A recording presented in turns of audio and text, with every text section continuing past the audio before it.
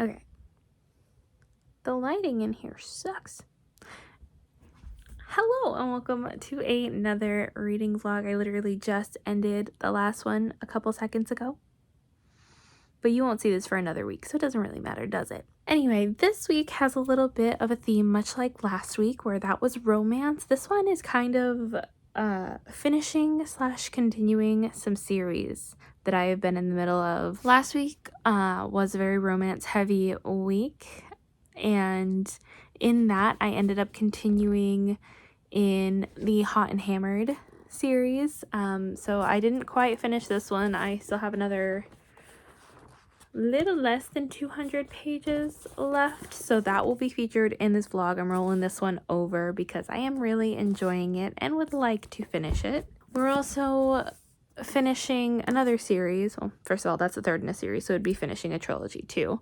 We're finishing another series with Worlds Collide in Land of Stories, in the Land of Stories series, which that's going to be a very bittersweet situation. And then we're continuing series with Days of Blood and Starlight, which is the sequel to the Daughter of Smoke and Bone series. And technically, Fruits Basket Volume 3 is on my TBR, but I never finished Volume 2 when I was in the middle of rereading Volume 1 before the end of last month.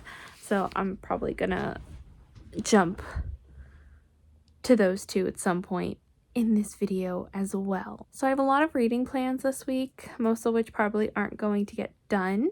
I am really excited. Daughter of Smoke and Bone is a series that I have been wanting to continue on with forever. It's technically one that I was supposed to unhaul if I didn't read last year, and I just couldn't bring myself to part with it. So I do need to make some progress in it. I did already read Night of Cake and Puppets, so I did kind of make some progress in the series, but I would really like to read the next novel and get like more of a feel for whether or not I'm gonna like this series. I had a really long day today, so I'm not sure what I'm going to get done in terms of reading tonight, but next time I check in with you, hopefully it will be something substantial.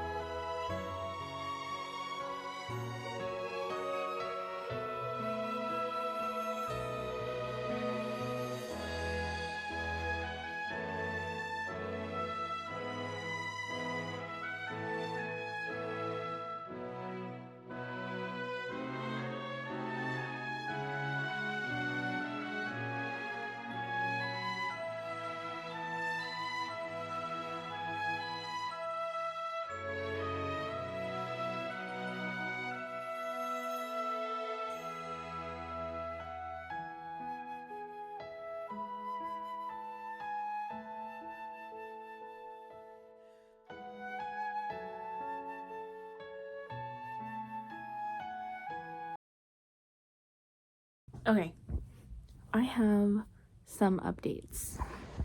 Starting with, I'm really sucking at this whole vlogging thing this month. Like I said, last week was the first official start of the school year.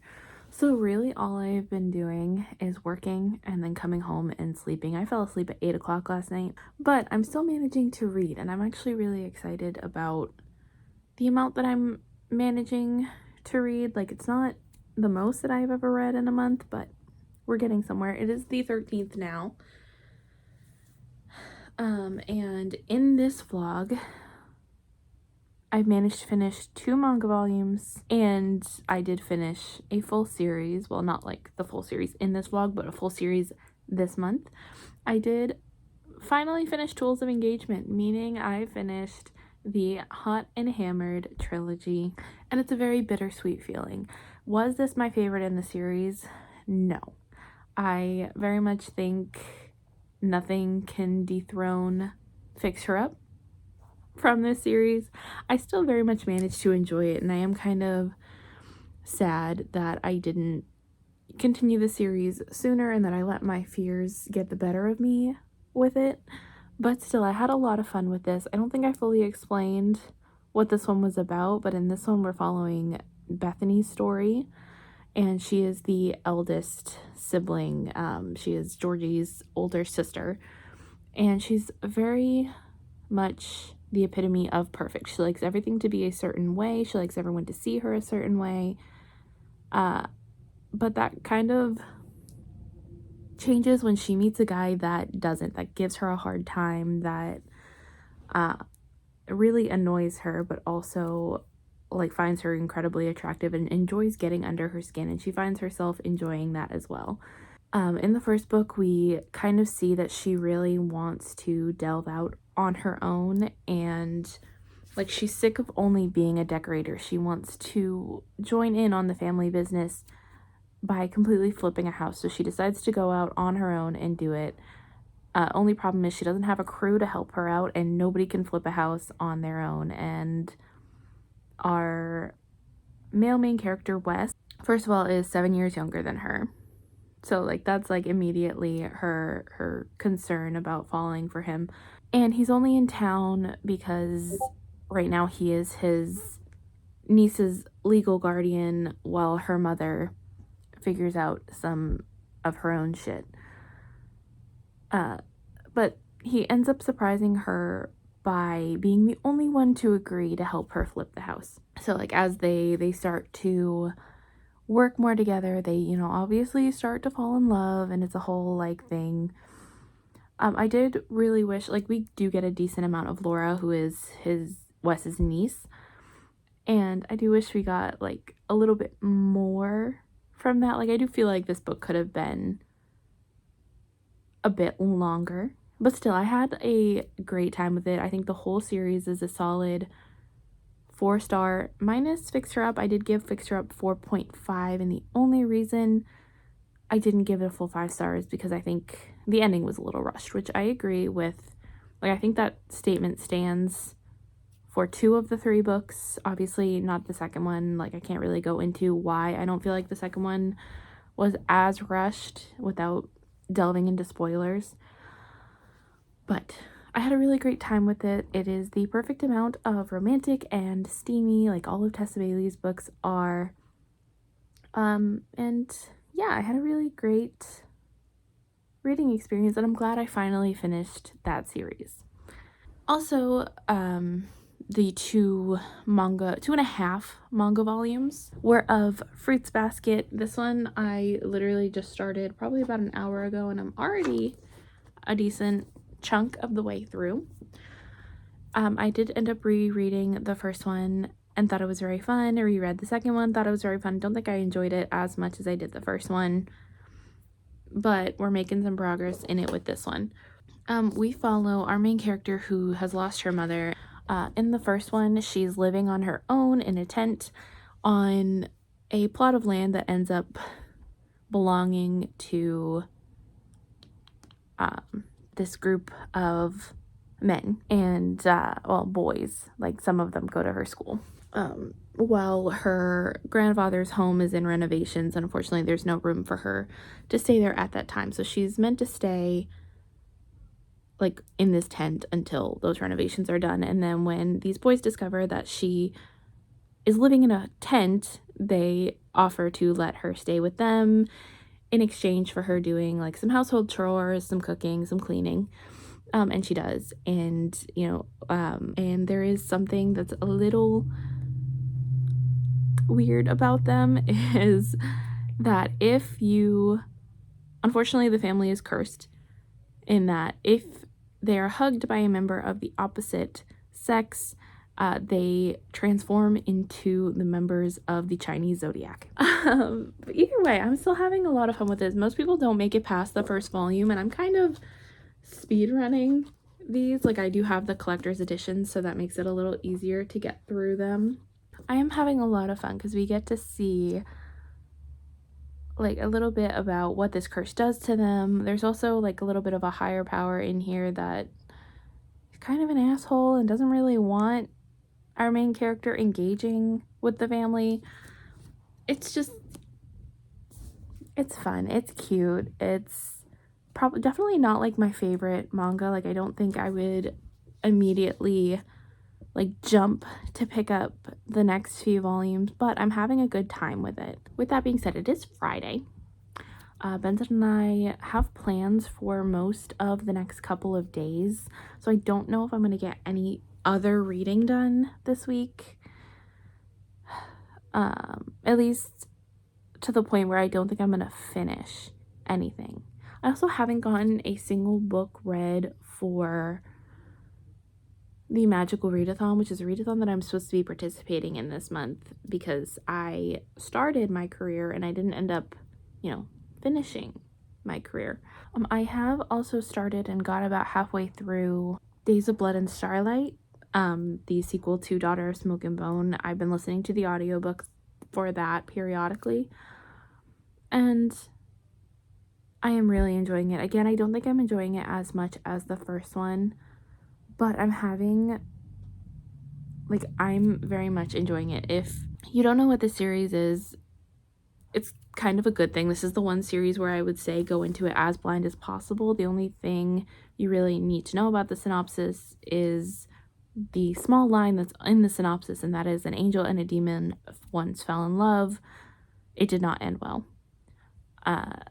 So it has definitely come a long way from the first book. I don't know if it's because I'm listening to this on audio or what it is. I just feel like I'm not really connecting to the characters as much, mainly because we're getting a few different point of views in this one.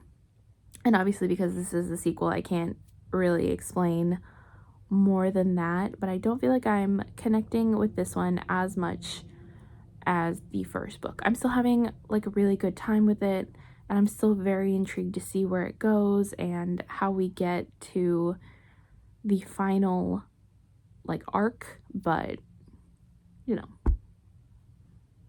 nah. So I'm hoping to at least finish that tomorrow because I do have to work tomorrow, and that will be obviously like the retail job. That will be prime audiobook time for me to finish that because I think I've got about 4 or 5-ish hours left, so I can definitely complete that tomorrow, possibly, hopefully, and then meet Benson for our plans for tomorrow. But I don't think I'm gonna finish anything other than that. Okay, love you. I'll see you later. Goodbye.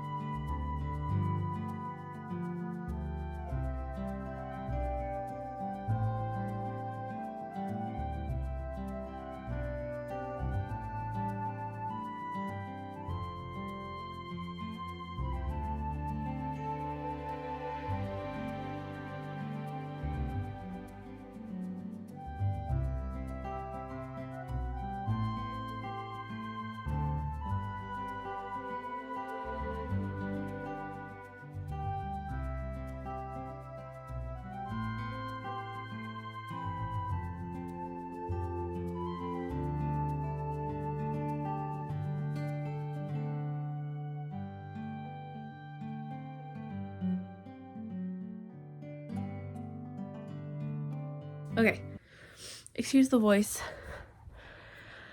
I am really not feeling my very best today. The gremlins have gotten me sick. Love the gremlins, but they're gremlins. But it's only the second week of school, and I already have a freaking cold, and we just got back from dinner. We did go out tonight, so I was gonna try to force myself to get some fresh air and to feel a little better. That didn't really help. But I did want to close out this vlog by telling you I did finally finish Days of Blood and Starlight by Laini Taylor. This is the sequel to Daughter of Smoke and Bone, and first of all, I want to highlight before picking up any books in this series, this sequel had a scene in it that I was not prepared for. It does happen on page. There is an essay scene that happens, so content warning, spoiler. Unfortunately, that does happen.